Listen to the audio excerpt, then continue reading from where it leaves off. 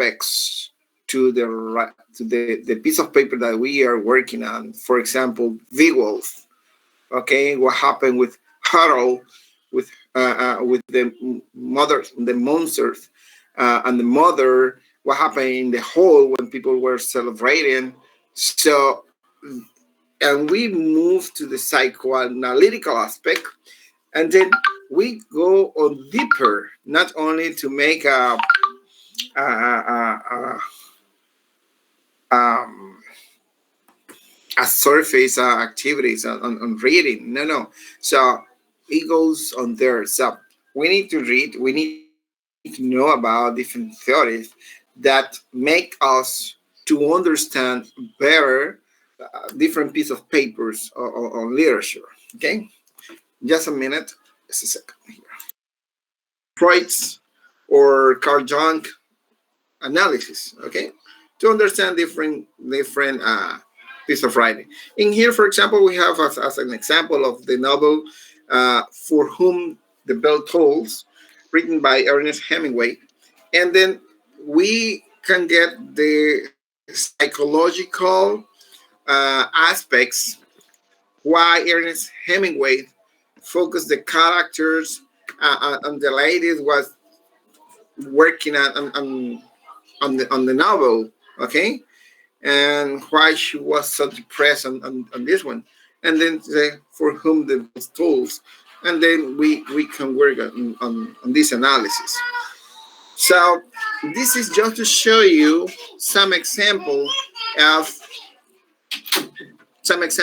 analysis, okay, how we make analysis on literature. Well, now we have the literary criticism versus the literary theory. Remember, literary theory involves the whole theories that we have, okay, to make analysis of literature. And the literary criticism is one of a particular theory, okay? It's not the same. So literary criticism is part of the literary theories, okay? So literary criticism is the practice of interpreting, okay, and writing about literature that strive to make sense of the world. This is literary criticism. But literary theory is the study of the principles, okay? So remember that we've been working on the foundations or principle that makes an analysis of literary works. So if we go on principle, we have to think of approaches. Every time that we have principle, we need to think of approaches, theories. And then we're going to work with these approaches. So then we have some critical analysis, okay, that we are going to be working on that one. And let's work on the approach that we work. But before going there, we have to look forward different elements in writing, on analysis. That is the character development, the conflict, the narrative point of view, and the other characteristics that we look for, or the detail that we look for in a topic. So they goes in deep on this one. In here, I don't know, Jessica has a question, or do you have any question or comment? It were the first 15 slides for this, okay, of literary criticism. Practical, theoretical, descriptive, and prescriptive. Okay, so when we read this one, we have to focus on this one. It's not only that you are going to take, okay, I'm a literary criticism, but which is your type of being critics? Are you practical? Go deeper into the individual text. Okay, so read the text individually, so you are going to read that. But the theoretical one discusses the nature, as Jose Manuel said before, okay, based on theories. The nature of literature, okay, the reason, the relationship between literature, critics, and society, okay? So, how the author managed this situation. So, literature, because he's writing, critics, and the world that he's living, or the society he's describing. Okay, so this is part of this theoretical critics that we work on. And the descriptive and prescriptive, of course, the descriptive tend to explain a piece of literature, okay, original in its original form, but the descriptive it argue how it ought to be. Remember that the prescriptive one, okay, how it ought to be according to the theory that it is written. Okay, so this is criticism, how it ought to be, not how it is, but how it ought to be. This is prescribed or prescriptive criticism. Okay, so in here we have the two groups of type of criticism: practical and theoretical, descriptive and prescriptive. Well, some other literature criticism or literary criticism they are categorized in four major classes. In here, we are going to work with this: the mimetic theory and objective theory. People, in these four categories, we are going to be working our analysis of making analysis of different works of literary works in the afternoon or in your asynchronous aspect: mimetic, pragmatic, expressive, and objective. Okay. So briefly, just to tell you, just to mention that the mimetic theory art. What is mimetic? It's the work of literature as it is, reflecting the universe like a mirror. Okay, so it describes a background and place, location. That is how the world is, the universe. And of course, it imitates or reflects life, therefore make emphasis on truth and accuracy of its representation. Here, when it reflects life, so we can imagine, for example, have I think that you have read the the trilogy. Um, I forgot the name of this one. Is um, I got it. I had the book. Um, Harry Potter. Okay, the writer the writer of Harry Potter, why she wrote uh, this piece of writing, this literature, the characters, what she reflected, what was her universe for Harry Potter. Okay, so uh, when he was writing the imaginative act that she was writing, and the secondary character, the plot that she imagined in there, it reflects her life. Okay, it was reflecting her life, or her illness, because she was suffering a lot. Okay, and why she was writing this story about Harry Potter. Okay, and I'm sorry, and of course the realism. Okay, look for the real world realism. Just remember by Aristotle in the 4th century, he stated that tragedy is the imitation of an action. Okay, it is a mimetic piece of writing when Aristotle said that this one that try to imitate an action. Okay, so this is mimetic theory. Pragmatic in here, we're going to look for the reader's relation to the work. Okay, so we treat this as a construct to achieve certain effects on audience, so the impact, okay, the effects on the audience. We look for this one. So it is based on instruction, aesthetics, joy, humor, laughing, and some other. Okay, so in order to make pleasure, for example, Christopher said that drama and Juliet were boring for him, but maybe not for Melissa, who likes reading about this kind of novels. Okay, but makes on this one. So this is the effects that cause on the audience. An expressive theory, when people write, they work on the expressive theory. So it is focused on the artist, okay, on the artist. So we have a definition here. For example, William Wordsworth defined poetry as a spontaneous overflow of powerful feelings. Okay, remember, nobody write poetry. There are people who have a mind to write poetry, rhythm, process, something like that. And then William Wordsworth said that this one that writing poetry is spontaneously for them. And of course, living a romantic time. Okay, in here they say that the romantic and the 19th century criticism general regards as expressing the poet's feelings or psyche. Okay, remember, for example, um, one of the famous writers that we have from American was William Bradford. Okay, who was writing some poems based on the problem of the psychological situation that they face. Okay, for example, the peak on the roof. Okay, and then he was writing this one. So and then say that express the poet's feelings or psyche. Okay, and the objective theory focus on the text without the influence of the writer or the reader.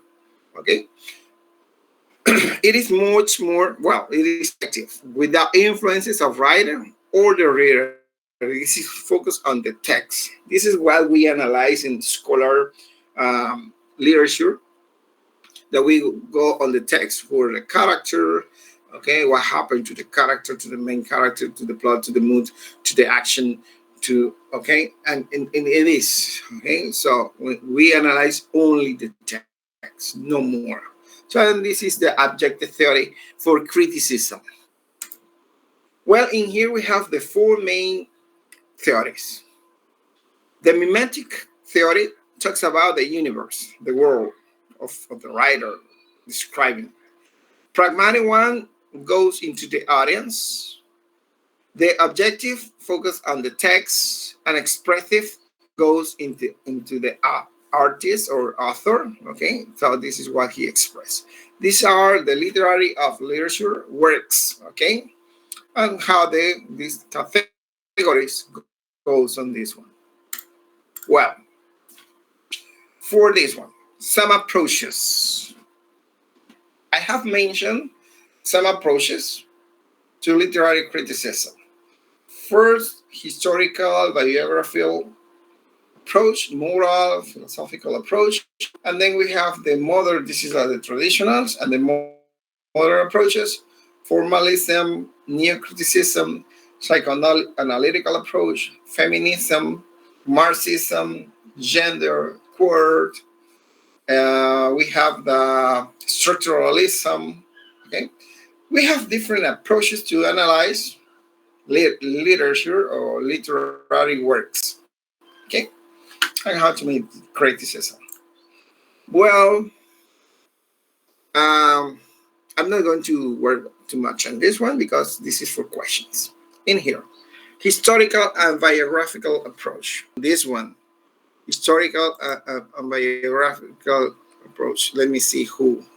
Not Jessica. Jessica participate. Guillermo, morning. Hi. Okay, now from here to the end, I'm going to start discussing. Okay, working to you. Historical approach.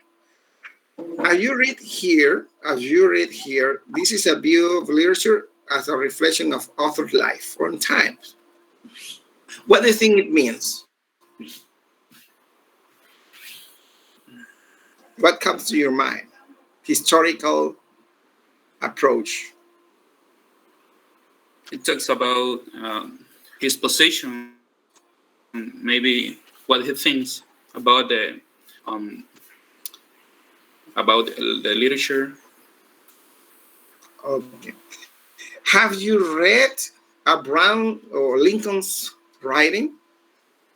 Not yet. No, yet. I got surprised. Well, Lincoln's.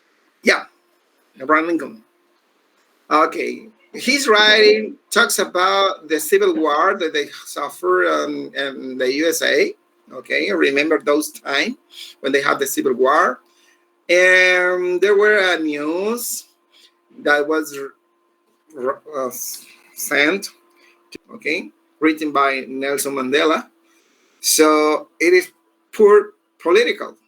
Okay, so pure political, and then we enjoy that his thoughts, okay, or the character's thoughts were based on freedom. And then we move on this one. This is historical and biographical theory. Well, you're going to be reading on this one. These are the advantage, when we notice the historical critical questions. So we have like how do the power relationships reflect in a literary work, or what social attitudes and cultural practices related to the action of the word were prevalent during the time. Okay, we focus the time and actions, or when was the word written. So we manage, okay, situations, and then we have the opportunity of this one. Or if you read Carles' writing, those from Coquelin. Okay, this is an approach. The moral approach is what people do. So it's based on our act, okay, and what people say. This is what Ariel said. Okay, morality. The moral approach goes in what we do and when we act. Okay, and they say for some people it is okay in some cultures. Okay, so then we move to the culture. Okay, so morality goes with culture. Latin culture is very close, okay? Talking about morality, it's very close, and there are a lot of cultures that are open to different activities. And this is that we have with this approach. When we read, um, when we read different pieces of work, for example, Annabelle, I think that you have read Annabelle. And who was the character Annabelle if we analyze this in a moral situation? And how it affects readers or audience mind. Okay, some advantages to present obvious moral philosophy. Useful when considered the themes of works do not view literature merely as part of isolated because it takes more implications or moral implications, and recognizes that literature can affect readers and that the message of work is important. Okay, so it can affect the reader immediately. So as Mayra said, some disadvantages, we can judge easily. Okay, and believe the literature should be judged primarily on the artistic merits, not in the moral of content. Okay, so how the writer wrote. And well, this is a checklist. Well, I'll go to the questions. Okay, then first we have talk about you had a lot of money. It impact on me when I was analyzing this in ninth grade in literature. In ninth grade, and they told me, Professor, did Tom Sawyer have a lot of money? I say, why? Because he was living living around the world, making some trips and narrating different events. And and she told me that she can't even go to Santiago from San Francisco to Santiago, so she couldn't move easily like Tom Sawyer did. And by that moment, I realized that her analysis of the story was not only on the character or only on the plot. It was much more, and it was the economist situation, okay, to talk about Tom Sawyer, because she said Tom Sawyer was a rich man, a rich guy, okay, because he was moving around the world or traveling. And then this is her analysis. Even I know that she doesn't know, or she didn't know at that time about Marxism theory, but it was in her mind. This is Marxism and critical theory. What we analyze from this? Okay, so let me show just in a brief. Okay, focus the role of economic relationship. Okay, in the story or in the work. The core theory of Marxism is the belief that capitalism system is exploitative. Okay, so we have heard about a lot of capitalism, like communist point of view. Okay, so this is traditionally understood in terms of class exploitation, the fall of the Soviet Union. Okay, remember, so resulted in the decline in Marxism thinking that he tried to make a judgment to the society, some ideas, and the financial crisis that have provoked a Marxism meaning resonance, because he said that we cannot be capitalists, but we need to make some budgets and economy and style of life. That is his idea were not so bad, but was too extremely to the people's living in a society. So, like if you have heard about Cuba's life, okay, in Cuban people, they have um, managed their budget because they cannot receive more budget per month or per year, because what they receive is enough for living. This is Marxism's thinking, okay, on his ideas. So, as capitalism, class exploitation took place on international level. Elites developed countries were able to use their wealth to divide the working class. So divided the status, social status, okay, and make starting with the globalization, which has replaced imperialism. Okay, now everything is globalized. Okay, and it works with these theories. And when we read and when we analyze different works, we have to think on these things. Marxism was quite close to Gramsci, okay, close to Gramsci, and Gramsci founded the theory of Gramscians. That is basically the Marxism but reformulated. Okay, so Gramsci makes Marxism as a revolution. Okay, for example, he said that the French Revolution or the Italian Revolution were focused on the capitalism or the economic situation that they have. Even in any single country, people are fighting because of the economic situation, and it affects literature. It affects leadership immediately, because this is how, okay, Samuel, how they work, okay, how they write. Some examples are the fascist Italy, the Nazi Germany, Imperial Europe, and today the southern states and USA, Russia, Eastern Europe. There's some revolution aspects that affects 11. Type of literature. Type of literature we have here imaginative literature. So we are going to be working with two type of literature. This is the second topic, people. Characteristics of literature. So in the first one, we were working um, on different theories, on different theories.